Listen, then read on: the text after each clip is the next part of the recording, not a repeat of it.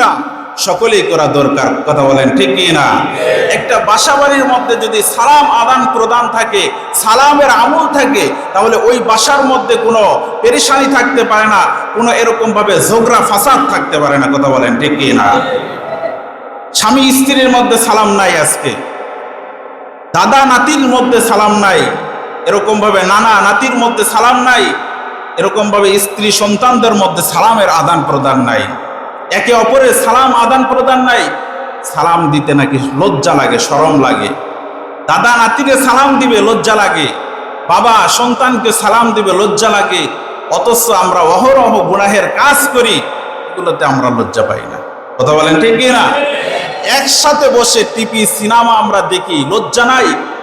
একসাথে বসে মোবাইলের মধ্যে উলঙ্গ বেহায়াপনা কত ছবি দেখি, কত কিছুই দেখি, এতে আমাদের লজ্জা করে না?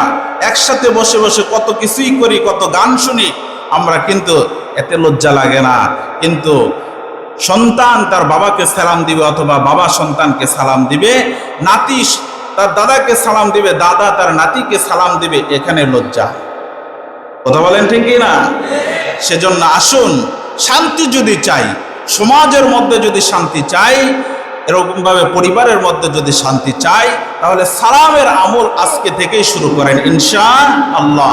আল্লাহ পাক রব্বুল আলামিন আমাদের সকলকে, আজকের যতটুকু আলোচনা করা হলো, আল্লাহ পাক রব্বুল আলামিন আমাদের সকলকে এর উপর আমল